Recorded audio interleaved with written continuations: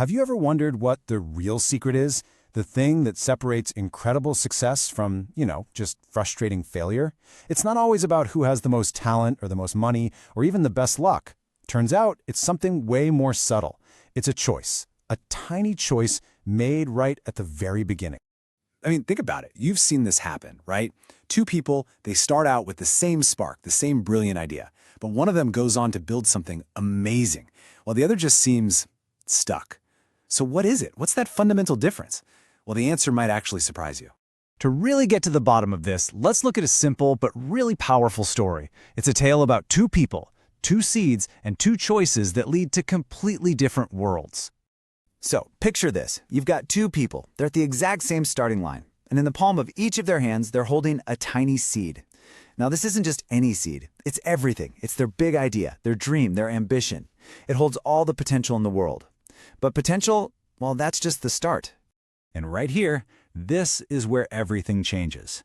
The first person, let's call them the silent gardener, they take their seed and quietly plant it. They put it in a dark room, in the soil of actual effort, away from everyone's eyes. But the other person, the public announcer, they do the exact opposite. They hold that seed up for everyone to see and start shouting about the incredible tree it's going to become. See, the silent gardener just gets it. They know that a seed can't grow out in the open. It needs to be buried. It needs to be nurtured in private. The real work, the hard stuff, it isn't pretty, and it's definitely not a spectator sport. It happens in the dark. Meanwhile, the public announcer gets an instant reward. The crowd goes wild. They get applause, high fives. Everyone's telling them how amazing their plan is. And man, that feels good. It feels like you're already winning. But are you? And that's the trap, isn't it?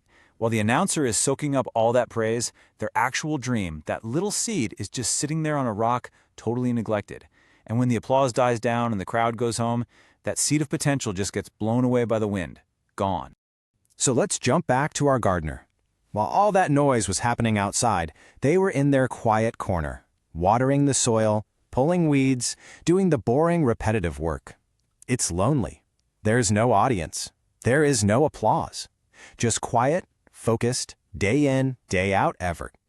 So if we look at the timeline, it's pretty clear how this all plays out. It starts with one simple choice: plant or proclaim.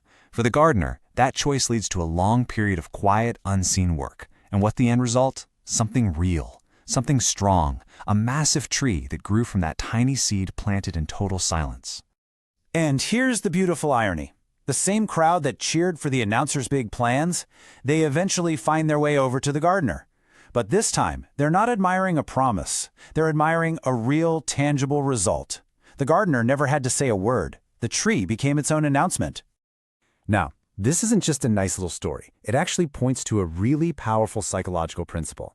So let's break down the lesson here, this power of silence.